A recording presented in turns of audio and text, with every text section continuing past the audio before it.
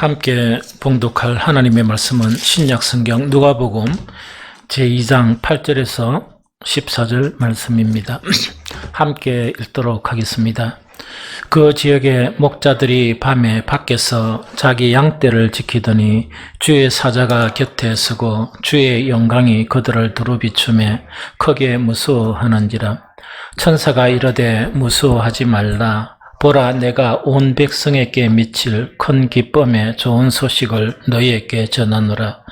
오늘 다윗의 동네에 너희를 위하여 구주가 나셨으니 곧 그리스도 주시니라. 너희가 가서 강보에 사여 구유에 누워 있는 이것이 너희에게 표적이니라 하더니 홀연히 많은 천군이 천사와 함께 하나님을 찬송하여 이르되 지극히 높은 곳에서는 하나님께 영광이요 땅에서는 하나님이 기뻐하신 사람들 중에 평화로다 하니라. 아멘. 한 번 더 읽겠습니다. 그 지역의 목자들이 밤에 밖에서 자기 양떼를 지키더니 주의 사자가 곁에 서고 주의 영광이 그들을 두루비추매 크게 무서워하는지라. 천사가 이르되 무서워하지 말라. 보라, 내가 온 백성에게 미칠 큰 기쁨의 좋은 소식을 너희에게 전하노라. 오늘 다윗의 동네에 너희를 위하여 구주가 나셨으니 곧 그리스도 주시니라. 너희가 가서 강보에 사여 구유에 누워 있는 아기를 보디니 이것이 너희에게 표적이니라 하더니 홀연히 수많은 천군이 그 천사와 함께 하나님을 찬송하여 이르되 지극히 높은 곳에서는 하나님께 영광이요 땅에서는 하나님이 기뻐하신 사람들 중에 평화로다 하니라. 아멘. 우리가 성경을 딱 보면 예수님의 그런 탄생이 있죠. 그렇게 어떤 성탄에 대한 그것에 좀 그나마 이렇게 기록되어 있는 성경이 마태복음과 이 누가복음에 그것이 기술되어 있습니다. 그래서 이번 주일하고 다음 성탄절 주일 2주 동안에는 이 마태복음하고 누가복음을 중심으로 이 그리스도의 성탄이 주는 이 축복에 대해서 우리가 살펴봄으로써 이번 성탄절을 맞아 우리 모든 성도들이 이 성탄의 복을 좀 풍성하게 누렸으면 좋겠다 하는 그런 바람을 가지고 있습니다. 오늘 본문에 성탄절을 맞는 이 성도들에게 예수님의 이 땅에 오심이 있죠. 이것은 어떤 의미인가 이렇게 말하면서 아주 이 누가복음 2장 8절에서 14절에서는 여러 가지 것들을 기술하고 있습니다. 오늘 그 중에 한 가지가 뭐냐? 온 백성에게 미칠 이 큰 기쁨의 좋은 소식, 이것이 바로 성탄절의 의미다 하는 그것이거든요. 온 백성에게 미칠 큰 기쁨의 이 좋은 소식, 이것이 성탄절이다. 이렇게 이 천사들이 전해주고 있습니다.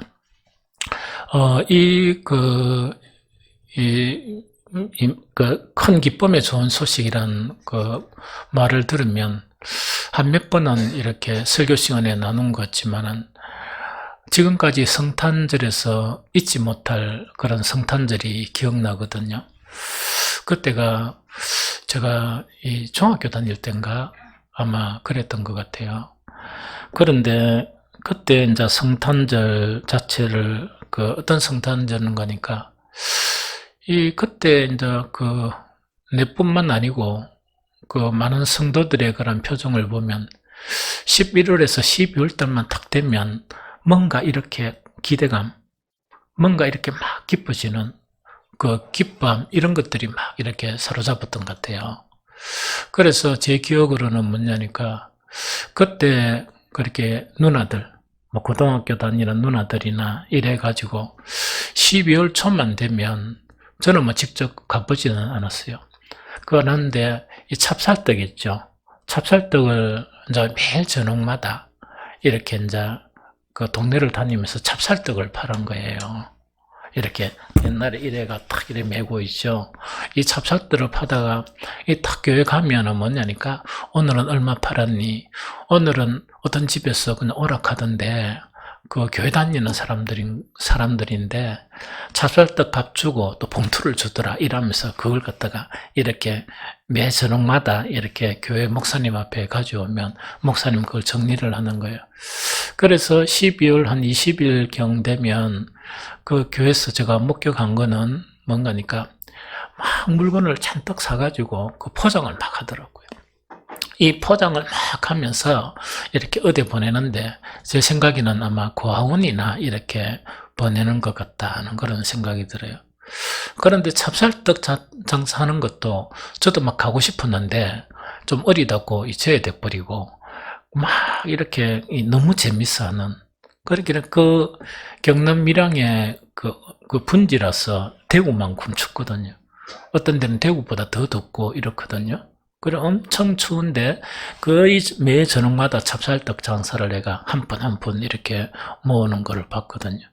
그렇게 그 보내고 포장할 때도 막 계속 웃고 기쁨에 넘치는.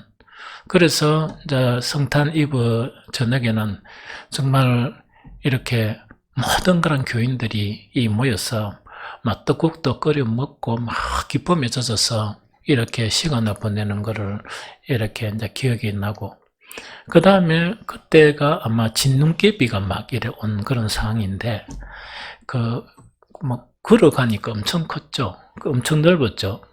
그래서 저도 거기는 갔거든요. 그러니까 학생들이 옷이 좀 얇으니까 사모님이 모든 외투를 다 끄집어내가지고 아이들을 칭칭 감아주는 거예요. 그런데 지금은 생각하니까 그때는 아무 생각이 없었는데, 지금은 그때 드라이도 옳게 없었고 있었는가는 잘 모르겠지만, 그런데 그 옷이 엄청 고가의 옷이에요. 그래서 사모님이 뭐냐니까 억수로 부잣집이었는데 가난한 목사님한테 이 시집을 온 거예요. 이 시집을 얻다 보니까 엄청 핍박을 받고 그렇게 있었던 그런 옷 있죠. 그걸 다 가져와서 이렇게 하면서 그 먼 길을 이렇게 그 새벽송 돌고 하는 그런 기억이 이래 막 나거든요. 그래서 엄청 추웠지만은 참으로 따뜻했던 이래 겨울이었다 하는 그런 생각이 늘 이렇게 자리 잡고 있어요. 아름다운 그런 이 추억으로 자리 잡고 있고, 그 다음에 참 인생을 살면서 그만큼 이 기쁨에 젖었던 그런 기간이 있었을까 하는 그런 생각을 가끔씩 이래 하게 되거든요. 그런데 그 이후 여러 가지 이유예요.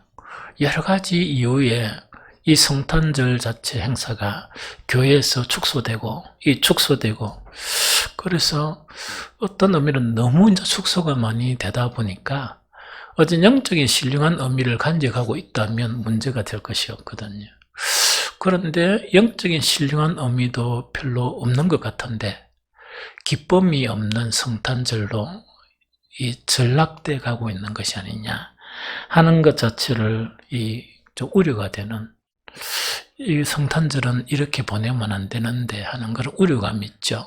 그런다고 해서 옛날처럼 막 이렇게 외향적으로 막 기뻐하고 행사하고 그런 걸 의미하는 게 아니고, 어쨌든 간에 내면에서 오는 그런 기쁨, 감사, 이것이 막 넘치면서 그것이 하나하나 모이면서 정말 아름다운 그런 성탄절을 이렇게 맞이하는 그런 것이 참으로 이렇게 그 기억 속에만 남아야 하는가 하는 그런 안타까운 그런 마음이 가끔씩 들기도 해요.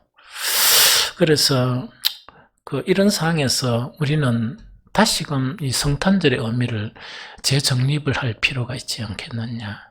그렇다고 해서 옛날에 의미 없이 외향적으로만 행사에 치중했던 그런 것을 추구하자는 게 아니고, 진정으로 정말 이 기쁨이 넘치는, 이 내면 속의 기쁨이 사로잡히는 그런 성찬들을 다시 해보겠으면 좋겠다 하는 그런 생각을 하면서 말씀을 이렇게 오늘 이렇게 준비를 했습니다.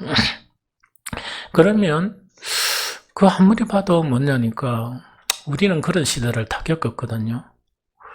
옛날에 교회에서 막 이렇게 너무나 기쁘게 이랬지만 오늘 제 목사가 나누는 것처럼 그 참 이래 일평생 동안 아름다운 기억으로 남는 그런 성탄절에 대한 기억은 잘 없거든요. 그 이후도 몇 번 새벽기도 돌고 막 이런 일은 했거든요. 했지만은 그만큼 이렇게 아름답고 기쁘고 정말 감격이 넘치는 그런 이 성탄절, 참 이 그리움으로 남는 그런 성탄절은 이 경험해 보지를 못했던 것 같다 하는 그런 생각이 들거든요. 그러면 온 백성에게 미칠 기쁨의 큰 소식, 큰 기쁨의 소식이라 하는 것이 이 성탄절의 의미거든요. 그래서 성탄절은 기쁨이 넘쳐야 한다. 성탄절은 감사가 넘쳐야 한다 하는 그것을 의미하거든요. 그래서 왜 성탄절이 이 큰 기쁨의 그런 좋은 소식인가 하는 것을 오늘은 우리 성도들과 함께 다시 정립했으면 좋겠다 하는 생각이 듭니다. 오늘은 한 가지 이유, 성탄절을 왜 기뻐해야 되는가? 그 한 가지 이유가 뭐냐니까, 성탄절은 우리가 성탄절을 맞으면서 의미가 엄청 많아요. 예수님이 우리의 그런 죄를 속하기 위해서 이 땅에 오시고 하는 그런 의미들이 너무 많거든요. 그런데 오늘 그 의미는 다 이렇게 다음에 나누기도 하고, 오늘은 뭐냐니까 왜 기쁨의 큰 소식인가에 초점을 맞추면 이 성탄절 자체는 어떤 날인가니까 예수님이 왕으로 이 땅에 오셨기 때문에 성탄절이 큰 기쁨의 좋은 소식이에요. 동의가 잘 안 되죠? 예수님이 왕으로 오셨어요. 우리 이 찬송가에 보면 성탄에 대한 찬송가 있죠. 쭉 보면 그 안에 가장 많은 내용이 왕으로 오셨다 하는 내용이 가장 많아요. 기뻐하면서도 왕으로 오셨다 하는 그런 내용이 참 많거든요. 그런데 우리가 찬송을 부르면서 또 왕으로 오셨다 이러면 사실은 왕으로 오셨고, 예수님의 십자가의 명패에도 유대인의 왕이라는 명패가 붙어 있거든요. 이 왕으로 오셨거든요. 그런데 왕으로 오신 것 자체가 왜 기쁨의 큰 소식인가 하는 이것을 우리가 아는 것이 참 좋겠다 하는 생각이 듭니다. 우리 마태복음 2장 1절 2절 보면 같이 한번 읽어볼까요? 함께 읽겠습니다. 헤롯 왕 때에 예수께서 유대 베들레헴에서 나심에 동방으로부터 박사들이 예루살렘에 이르러 말하되 유대인의 왕으로 나신 이가 어디 계시냐? 우리가 동방에서 그의 별을 보고 그에게 경배하러 왔노라 하는 이야기죠. 여기서 이제 동방 박사로 난 이 사람들이 나오거든요. 그런데 이 사람들 자체는 그냥 동방 박사 하니까 우리가 이 사람들은 그냥 막 어떤 점술가나 안 그러면 별을 보고 점을 치는 그런 사람이구나 이래 이제 생각하기 쉽지만은 그런 사람들이 아니고, 그 당시에 이 사람들은 고위 간직에 있었던 그런 사람들이에요. 왜냐니까 옛날에 왕들이 정치를 하고 옛날에 왕들이 전쟁을 나가잖아요. 그러면 우리가 옛날 왕들의 고대 왕들이 전쟁을 나갈 때 어디를 찾습니까? 신전을 찾죠. 신전을 찾으면서 신전에 있는 그 제사장이 여자인 경우도 있고 남자인 경우도 있는데 반드시 그 여자에게나 그 신전의 제사장에게 묻는 게 이번 전쟁이 어떠하냐 그걸 묻게 돼요. 그러면 신전에 그 양반들이 뭔가니까 이번은 불길하니까 출전을 미루는 게 좋겠습니다. 안 그러면 이번에는 반드시 승리할 수 있습니다. 이래 가지고 이렇게 하는 거예요. 그래서 이 당시에 그런 점술가들 이런 것은 뭔가니까 이 사람들은 과학적으로나 무엇이나 미래를 예측하지 못하기 때문에 이 팔레스틴 그 주변, 그 다음에 이 바벨로니아나, 그 다음에 애굽이나 이런 곳에서는 학문적으로 이렇게 점술적인 정말 모든 이치를 깨닫는 이것이 학문적으로 정립이 됐었어요. 정립이 됐었고, 이런 사람들이 고위간직에 오르는 그런 것이 바로 정말 고대 사회의 그런 사회 현상이었습니다. 그래서 이 사람들이 뭘 받는가 하니까 이 유대인의 왕의 별을 본 거예요. 별을 보다 보니까 정말 한번 짐작을 하면은 그 막 약 1000km 이상이 넘는 그 길을 이렇게 찾아온 거예요. 찾아오면서 이 사람들이 정말 예루살렘에 딱 도착해서 묻는 한마디가 뭔가니까 유대인으로 왕으로 나신 이가 어디 계시냐? 그럼 자기들은 다 알았으니까 아마 이분들이 짐작하기로는 예루살렘은 난리가 났을 것이다. 왜 난리가 났냐? 위대한 왕이 탄생하셨기 때문에 난리가 났을 것이다. 그러면서도 그들도 이렇게 정말 이 선물을 가지고 아주 먼 길을 이렇게 찾아왔거든요. 그래서 묻는 첫 마디가 누굴 찾았느냐? 왕이 어디서 나셨느냐? 이걸 찾은 거예요. 좀 신기하죠? 그래서 그 당시에 유대인들은 그런 내용도 모르고 있는데 이런 아주 이제 거기보다 문명적으로는 더 발달된 이 고위직에 있는 그런 사람들이 와서 왕이 나셨다 하는 것을 알려주는, 왕이 탄생하셨다 하는 것을 알려주는 그것이 마태복음에 기록된 이 예수님이 오신 그런 의미 중에 그런 하나이다 하는 그 이야기거든요.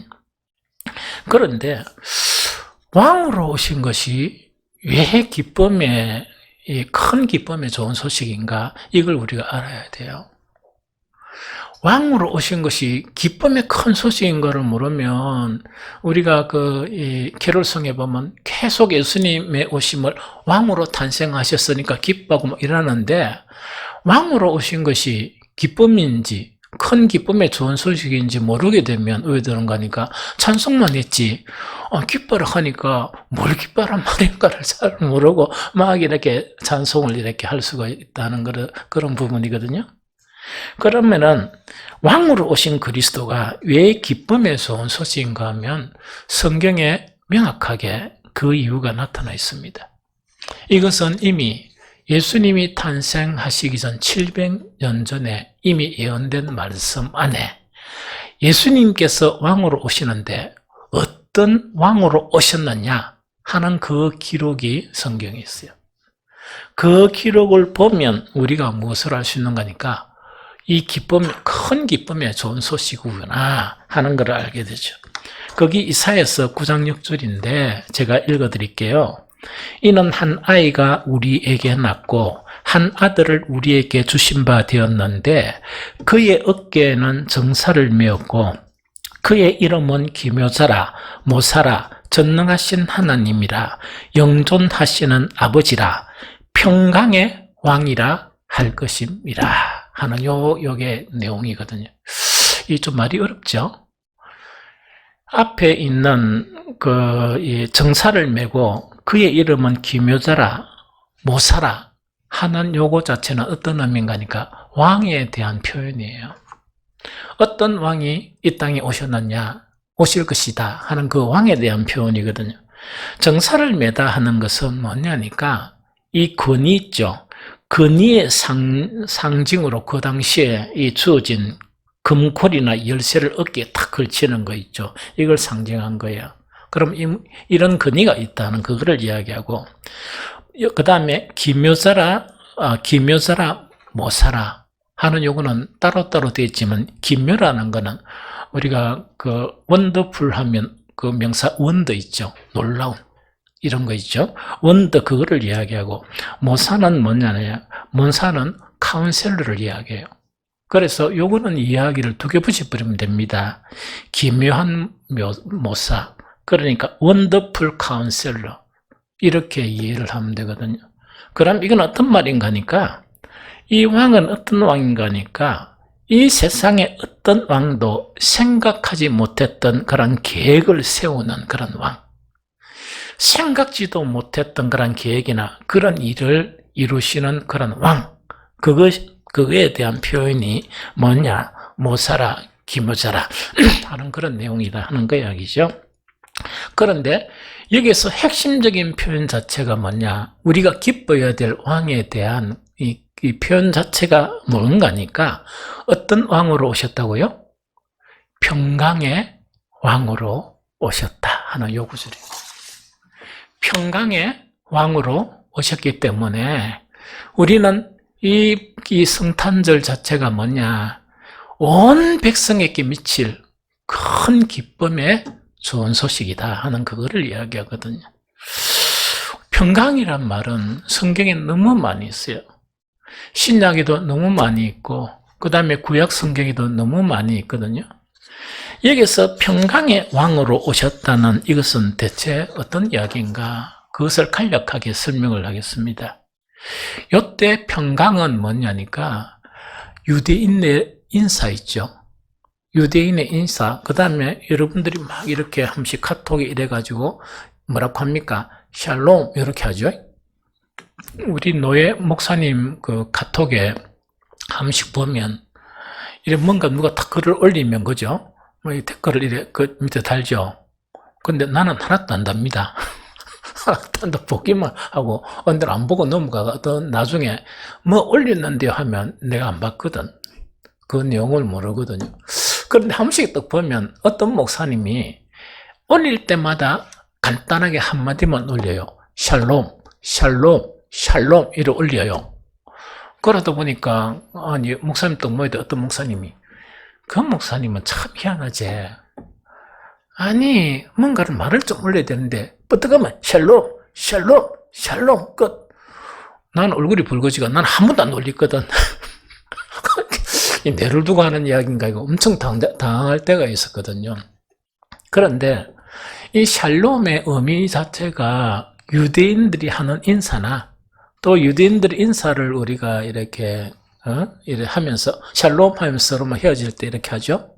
뭐 만날 때도 샬롬 이렇게 하는 거 이거는 뭐냐? 안녕하세요. 안녕이란 말이라 사실은 안녕.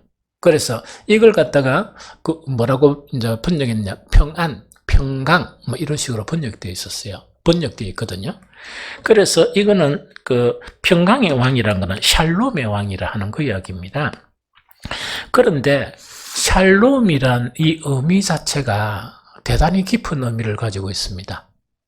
아주 깊은 의미를 가지고 있거든요. 샬롬은 인사말이란 안녕. 그런데 사실은 안녕이란 말 안에 아주 많은 것들이 포함되어 있거든요. 많은 것들이 포함되어 있거든요. 그래서 샬롬의 의미는 우리가 아는 인사말 혹은 평안, 평강 이런 것 외에 어떤 의미가 담겨져 있느냐 하니까 우리 총신대 한 교수가 뭐 전체적으로 분석을 못했겠지만은 샬롬이 안에 담겨진 의미는 최소한 이런 것들이 담겨져 있다 하는 것을 이 논문으로 이렇게 발표한 것을 제가 읽은 적이 있어요.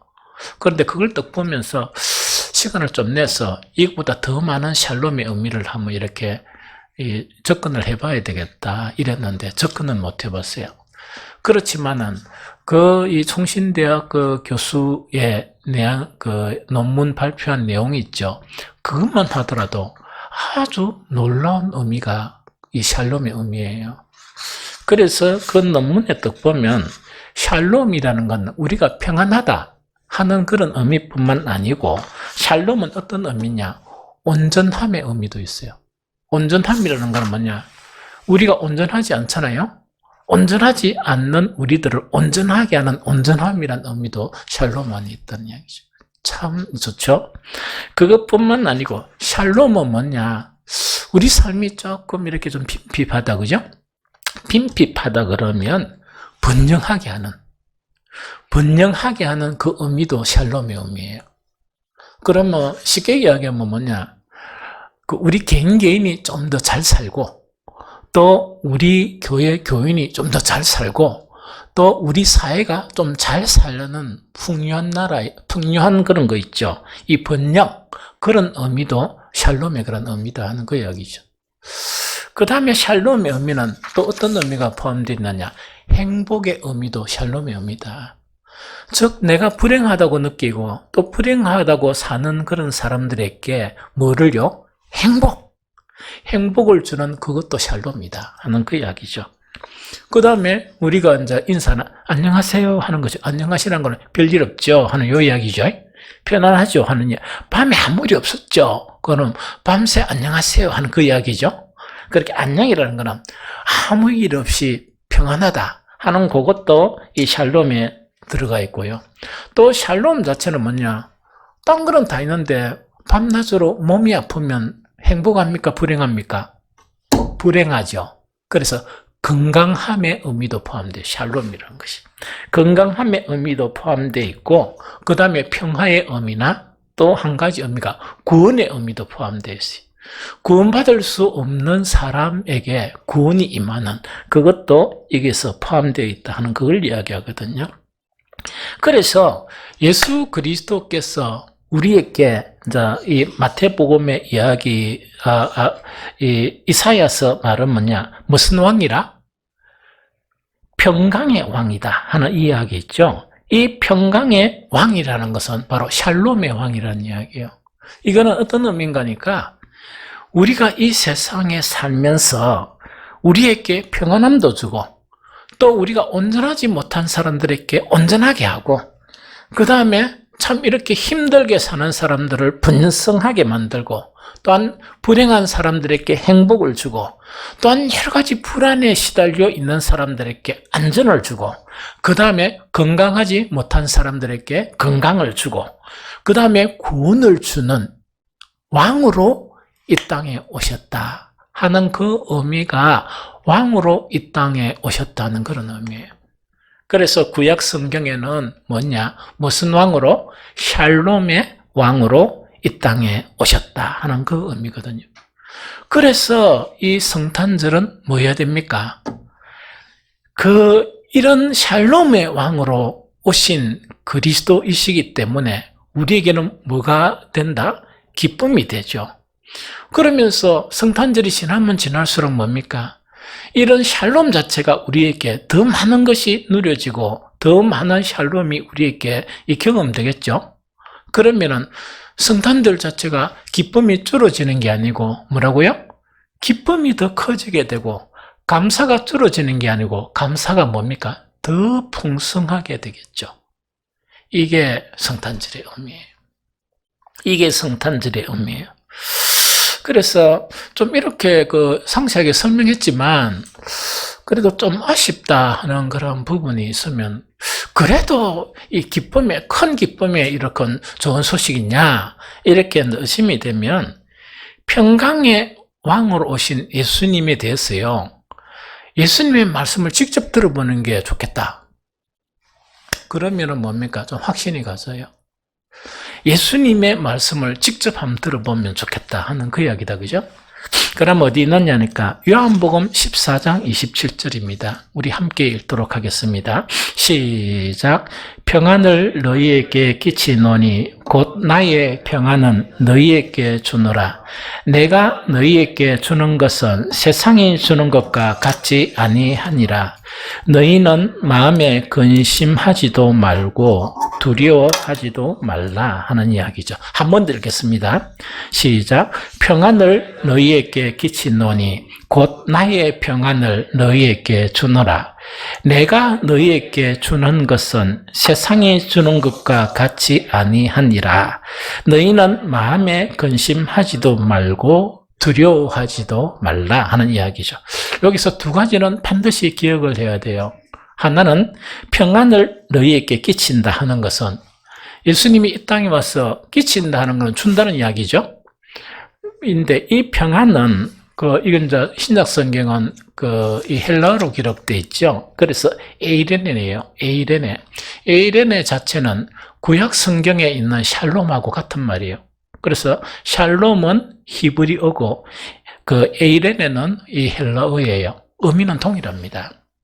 그래서 예수님은 아주 명확하게 이야기하죠. 아까 평강이란 말을 다 이해했죠. 여러 가지 것 자체가 같이 내포되어 있다 이야기죠.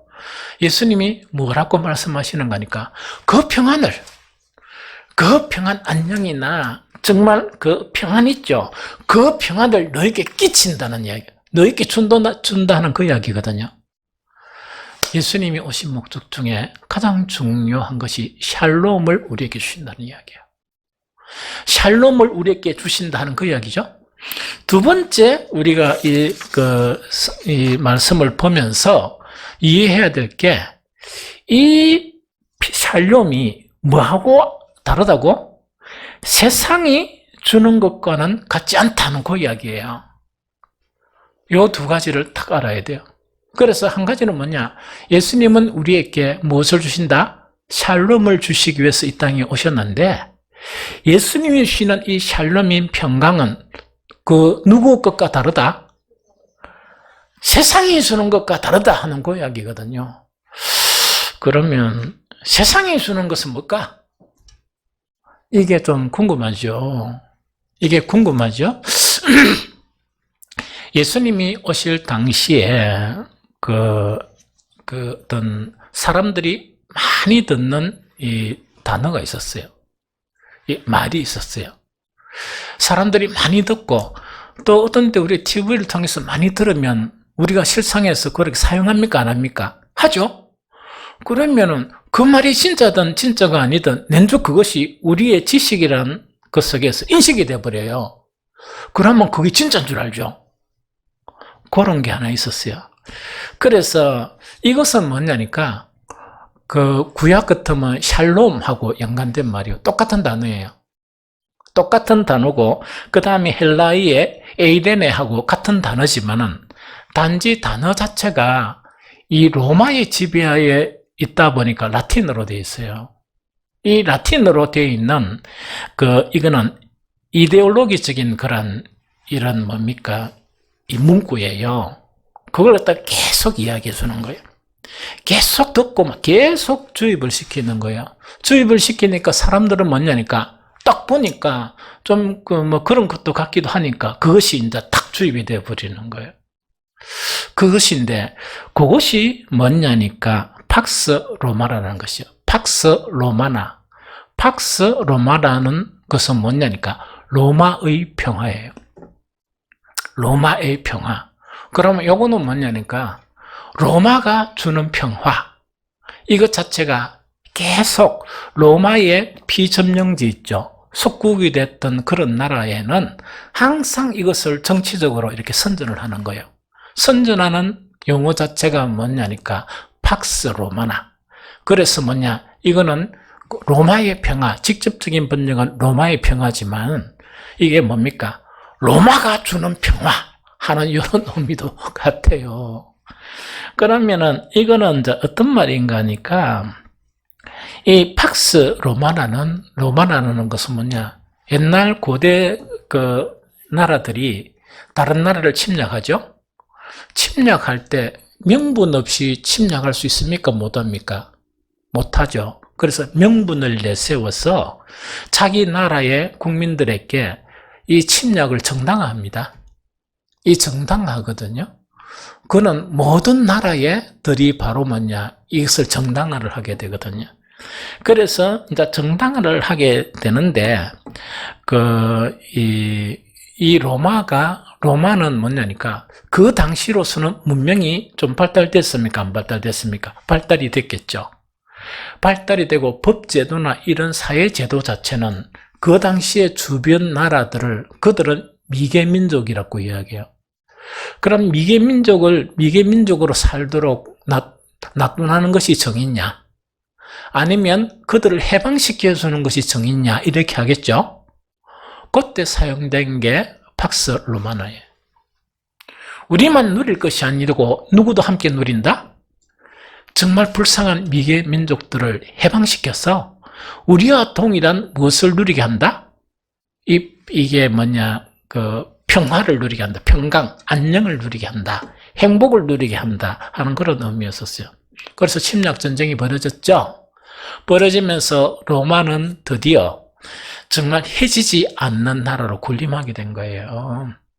군림하게 되면서 더 이상 정복은 하지 않고 예수님이 오시기 전에 약 30년 이상, 날짜는 정확하게 잘 모르지만 약 30년 전부터 전쟁은 그만두고 점령된 나라들을 이렇게 이제 속국으로 이렇게 다 점령을 했으니까 관리를 잘해야 되겠죠.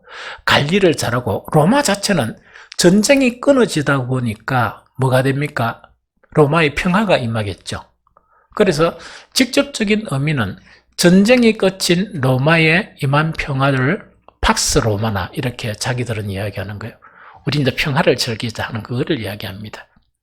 그런데 이제 전쟁을 안 하려고 하면 이 점령 지역에 있는 속국들이 반란을 안 일으켜야 되잖아요. 그런데 이 로마 자체는 오랜 기간 동안 이 지배를 하고 있었어요. 다른 나라들은 짧았거든요. 200년, 약 200년 이상을 이렇게 지배를 하고 있었어요. 그런데 그때 아주 중요한 정치적인 슬로건이 바로 뭐냐, 이 팍스 로마나였다 하는 그 이야기거든요. 그러면은 이 사람들이 뭔가니까 점령지에다가 무엇을 해주는가? 로마에서 누릴 수 있는 그런 문화들이 있죠. 그런 문화시설들을 이렇게 다 이렇게 시설을 해주는 거예요. 그러면 가장 대표적인 게 뭐냐? 요즘은 우리 사우나 같은 게 우리 여기에 있지만 옛날 고대에 그런 게 있었겠습니까? 없었겠습니까? 없었겠죠. 그러면 이 침략한 그런 나라들의 이 대규모 목욕탕 있죠. 이거를 건설하는데, 물론 자재는 저가 들었겠지만, 그건 누구 노동으로 됐겠습니까? 피점령 지역이죠. 그러나 로마가 정복하지 않았다면 목욕탕이 있었습니까? 없습니까? 없었죠. 대규모 목욕탕이나 또 어떤 곳에서는 수도로 있죠. 수도. 얼마나 편리합니까? 수도. 그 다음에 도로 정비 이런 거 있죠. 이런 곳. 그 다음에 특히 어떤 지역에는 뭐냐, 콜로세움이 있죠. 콜로세움이라는 거는 경기장. 이런 것도 건설해주고, 이렇게 하다가 보니까 이 로마가 지배하고 난 다음에 문화 혜택을 받았습니까? 안 받았습니까? 받았죠. 그것을 선전하는 거예요. 정말 로마 때문에 로마가 주는 평화, 이것을 너희가 누리지 않느냐 이러니까 아주 이 민감하거나 지식층이 아니고는 삶이 바뀌었죠. 삶이 바뀌었잖아요. 삶이 바뀌다 보니까 더 좋습니까? 더 나빠졌습니까? 더 좋은 것처럼 느껴지죠? 그게 사람들의 인식 속에 있다가 보니까 반란을 일으킬 생각을 합니까? 안 합니까? 안 하게 되죠. 그것이 정치적인 슬로건인 팍스 로마나예요. 그것만 있었던 게 아니고 옛날에는 뭔가 이런 지역이 있다 그러면 지역 분쟁이 있었습니까? 없습니까? 끊임없이 지역 분쟁, 약탈이 있었습니까? 없습니까? 끊임없이 약탈 이런 것이 있었겠죠? 그것뿐만 아니고 자기 자체 내에서도 뭔가니까 이 경찰이나 이런 것 자체가 잘 안 되다 보니까 치안에도 문제가 많이 있었죠. 그런데 그런 것이 사라져 버렸어요. 왜? 전 세계에서 가장 막강한 로마 군대가 주둔을 하다 보니까 꿈을 꿉니까? 못 꿉니까? 그런 거 못 꾸죠. 치안도 좋죠. 그 다음에 이 평소에 보면 이 약탈을 당하고 또 이런 것들이 와가지고 막 이렇게 침범도 하고 살인도 일어나고 이랬는데 그런 것이 많이 사라져 버린 거예요. 그러면 로마에서는 그 피점령 지역의 나라에 뭐라고 얘기하겠습니까? 이것이 바로 팍스 로마나다. 누가 주는 평안이라고요? 로마가 주는 평안이고 황제가 주는 평안이다. 이렇게 되어버린 거예요. 그래서 나중에는 황제가 뭐로 등극합니까? 신으로 등극하면서 신상이 세워지는 거야. 너희들에게 이렇게 문명 혜택을 주고 너희들에게 이런 평안을 주고 안녕을 주고 너희에게 이런 번영을 주는 그 황제를 경배하는 그런 일들도 곳곳에 벌어지게 되었다 하는 그걸 이야기합니다. 그런데 참 지식인들 자체가 이거를 보면 이거는 전쟁을 위한 그거죠. 명분이었잖아요. 그래서 실질적으로는 전쟁이고 실질적으로는 이게 유대인들 사이의 지식층에서는 뭔가니까 세금이 있죠. 로마의 세금을 냅니까? 안 냅니까? 내죠. 그런 것이 이제 착취라고 볼 수가 있죠. 그래서 이것은 어떤 것이라고? 가짜 평화, 가짜 평화를 볼 수 있는 그 부분이었다는 이야기죠. 이런 사회적인 현상 속에서 예수님은 뭐라고 말씀하시는가? 평안을 너희에게 끼친다. 나는 왕으로 이 땅에 왔고, 나는 정말 로마 황제가 줄 수 없는 그 평강, 샬롬이 있죠. 이것을 너희에게 끼치러 이 땅에 왔다 하는 그 선포예요. 그리고 이것은 뭐가 다르다? 정말 이 세상, 즉 팍스 로마나가 주는 그 평안, 가짜 평안과 전혀 다른 진짜 평화를 위해서, 평화를 주기 위해서 나는 이 땅에 왔다 하는 것의 선언이 바로 아까 읽었던 요한복음 14장 27절이다 하는 그 이야기죠.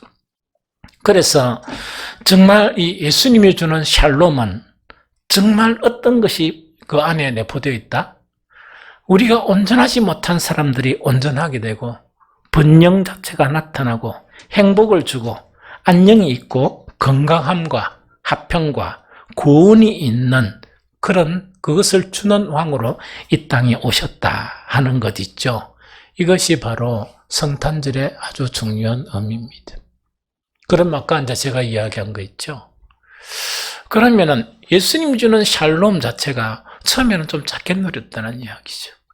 작게 누리면 조금 덜 깊어지겠죠? 그런데 이것이 계속 우리가 살아가면서 예수님이 주는 그런 샬롬을 더 풍성히 계속 누려간다 그러면 성탄절은 기쁨이 계속 넘치고 감사가 넘쳐야 되겠죠. 원래는 그렇다는 이야기예요.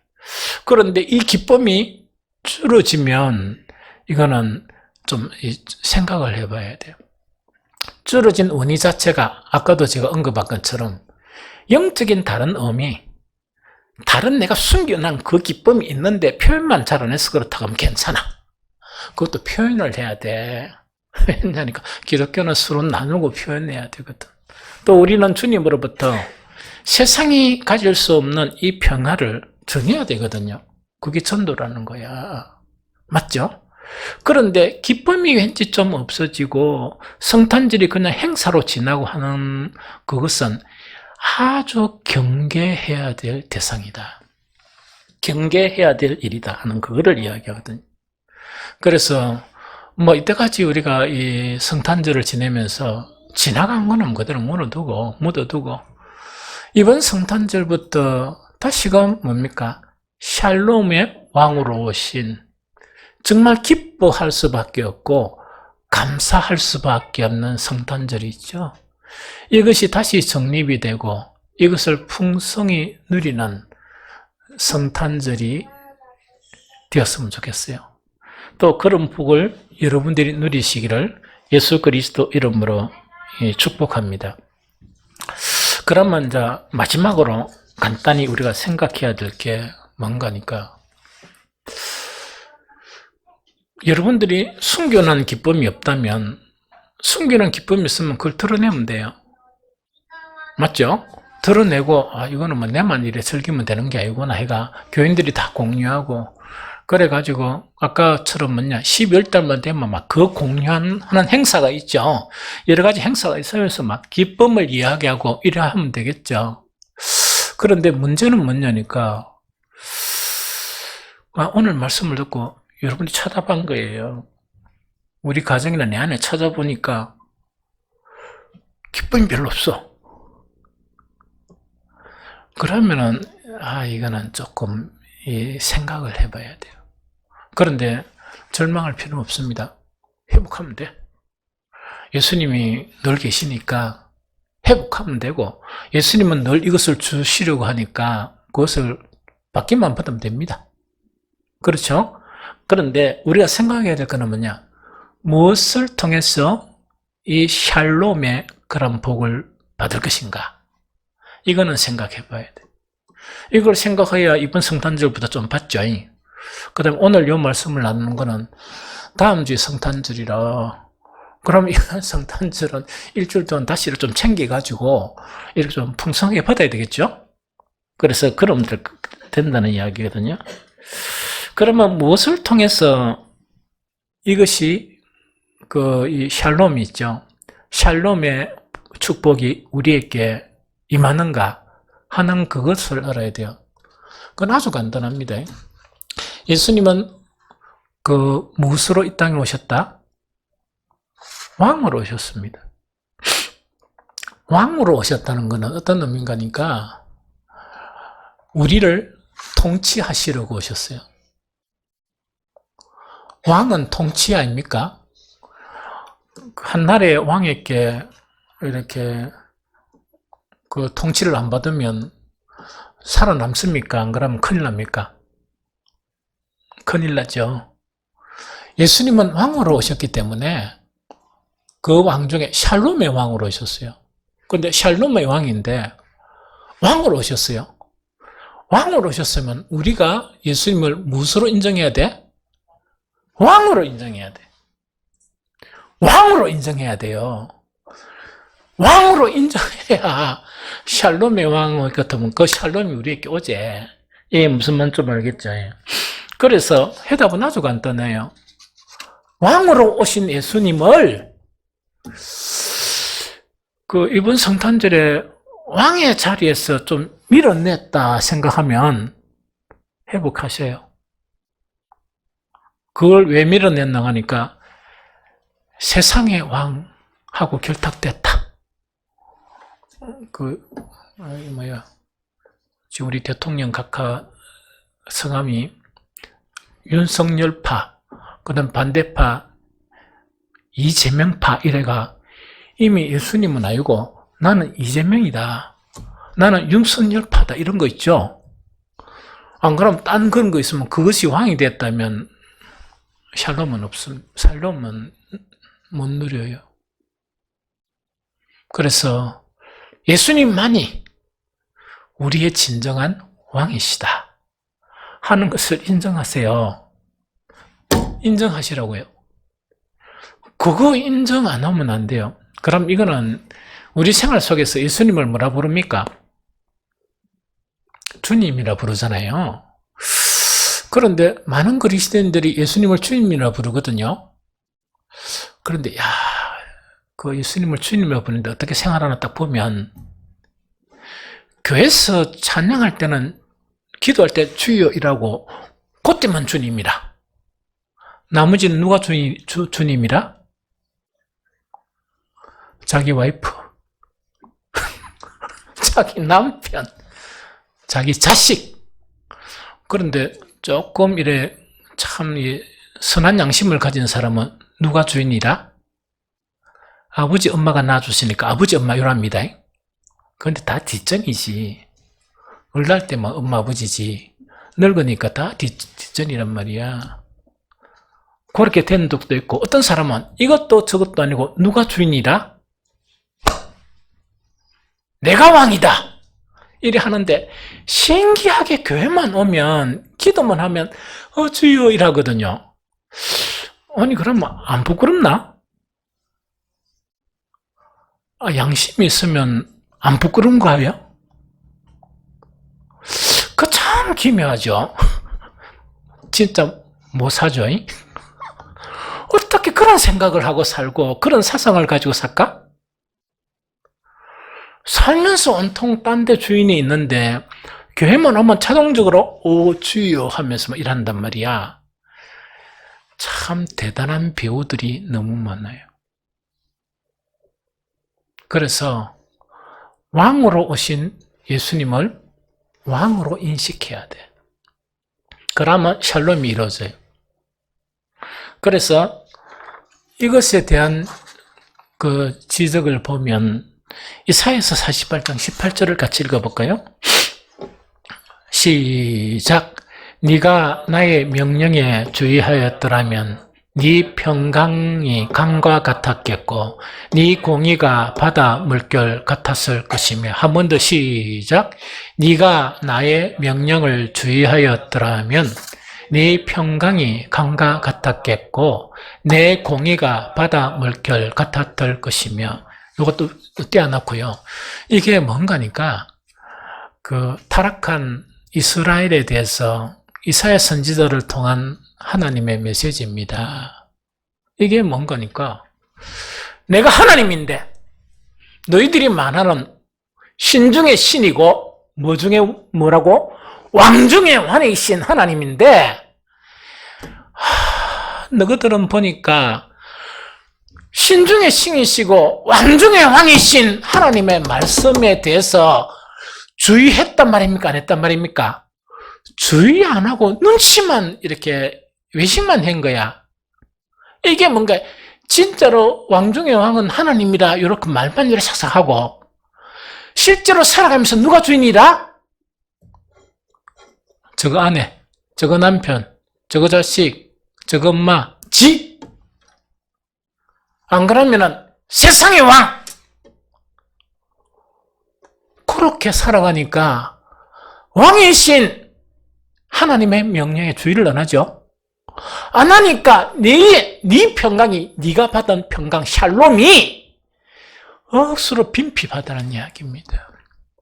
그런데 나의 명령에 주의하였더라면 진짜로 신중의 신으로 왕 중의 왕으로 나를 인정했다 그러면 나의 샬롬이 강과 같았을 것이다. 뿐만 아니고 네가 가지고 있는 불의가 아니고 의죠. 의가 바다 물결 같았을 것이다. 두 개 다 잊어버린 거예요. 하나는 의도 잊어버리고 가짜 의라 어려운 척하면서 완전 불의가 막 득실득실한 거라. 그 다음에 뭐냐, 이거는 이 세상에 없어질 아무것도 아닌 진짜 평강이 아닌 샬롬 있죠. 그것이 그를 지배를 하고 있다는 그 이야기입니다. 방법은 한 가지예요. 왕으로 오셨으니까 왕으로 인정하세요. 주님이라 부르면 여러분들의 모든 삶 속에서 예수님이 주님이 되셔야 돼요.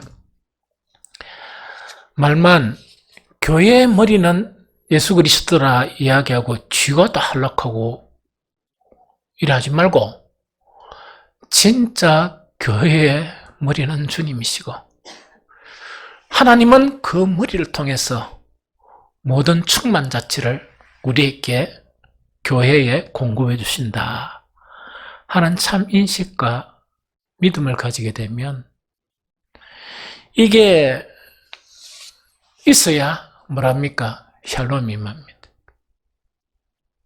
그래서 이런 샬롬을 좀 누렸으면 좋겠고, 두 번째요, 이 샬롬에 대한 거 있죠. 이것을 예수님께서 말씀하시는 것 중에 조금 이해가 안 되게 확 화가 나가 말씀하신 게 있어요. 그걸 한번 읽어보면 좋겠어요. 그게 마태복음 10장 34절 39절, 좀 길지만 읽어보십시다. 마태복음 10장 34절 39절.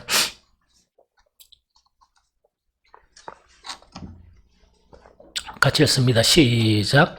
내가 세상에 화평을 주러 온 줄로 생각하지 말라. 화평이 아니요 금을 주러 왔노라. 내가 온 것은 사람이 그 아버지와 딸이 어머니와 며느리가 시어머니와 불화하게 하려 함이니 사람의 원수가 자기 집안 식구리라.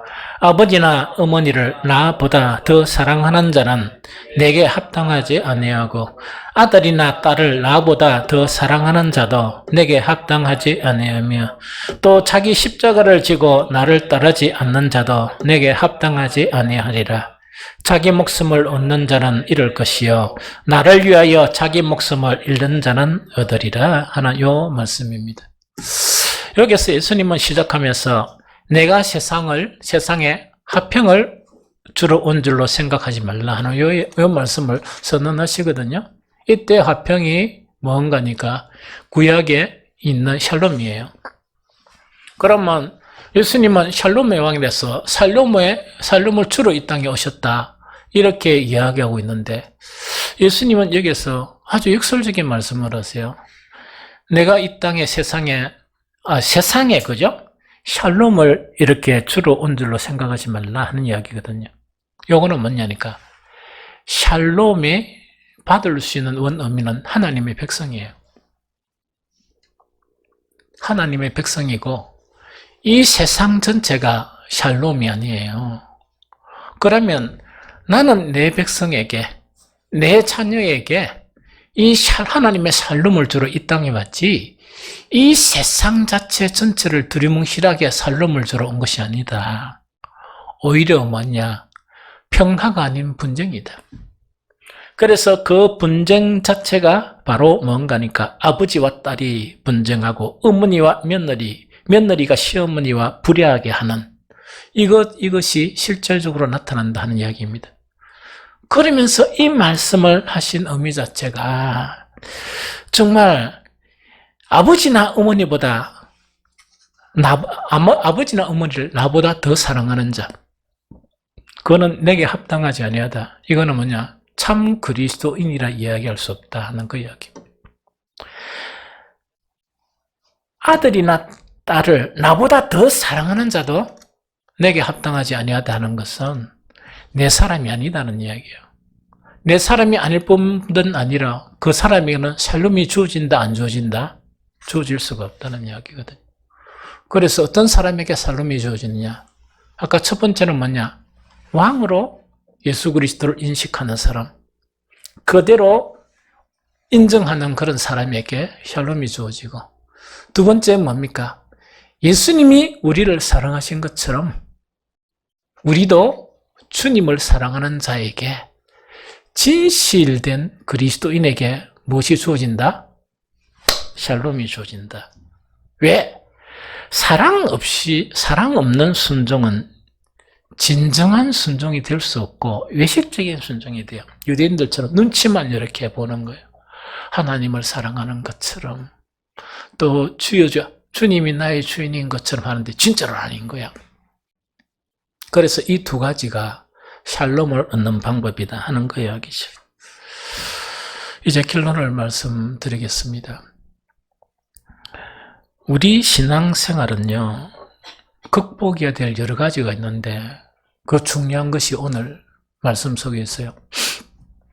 우리는 삶의 순간순간에 우리는 이 선택의 그런 기로에 서 있습니다. 그 선택의 기로라는 것은 뭐냐? 팍스 로마나를 선택할 것인가? 안 그러면 샬롬의 왕이신 우리 주님을 선택할 것인가 하는 기로에 있습니다. 그런데도 불행하게도 저와 우리 모두들은 이 세상에서 났어요. 세상만 보고 살았어요. 그러다 보니까 어지간한 믿음이 아니면 무엇을 선택한다? 팍스 로마나를 선택합니다. 그래서 주님보다 세상을 사랑하고, 주님보다 누구를 더 사랑한다? 내 부모나 자식을 더 사랑하고, 그렇게 되어버리는 거예요. 그래서 만약에 우리가 팍스 로마나를 선택하게 되면 샬롬의 축복은 누리지 못합니다. 성탄은 기뻐하라 했으니까 우리 기쁜 행사를 해볼까 해도 안 기뻐져요. 그것뿐만 아니고 성탄은 기쁨과 감격과 감사가 충만해야 되거든요. 어릴 때 제가 본 그 작은 교회에 그 누나들, 형들, 12월 달 한 달 동안 그 추위 속에 찹쌀떡 장사를 하고 다녔는데 그 모습이 너무 재밌어가지고 그 끼 보려고 했는데 뭐 하다고? 어리니까 집에서 쉬라 이래 하고 그들은 막 이렇게 했는데 너무나 큰 기쁨이 넘치는 거예요. 그거 하나도 안 쓰고 있죠. 하나도 안 쓰고 그걸 모아서 포장하고 하는 그 모습을 보면 그것이 천국이고 천국의 기쁨이었거든.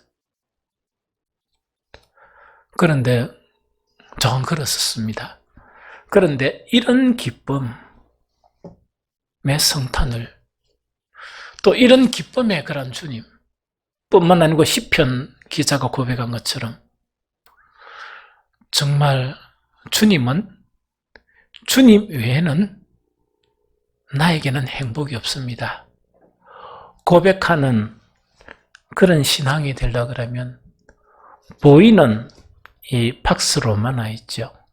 이거를 선택하지 말고 눈에 보이지 않지만은 믿음으로 우리는 샬롬의 왕이신 예수 그리스도를 왕으로 받아들이는, 그래서 외식하지 말고 그 왕에 순종하고 그 왕을 사랑하는 그런 신앙이 회복되면 우리에게는 샬롬의 축복이 넘치고 잃어버렸던 성탄의 기쁨을, 성탄의 감사가 다시금 회복되게 됩니다.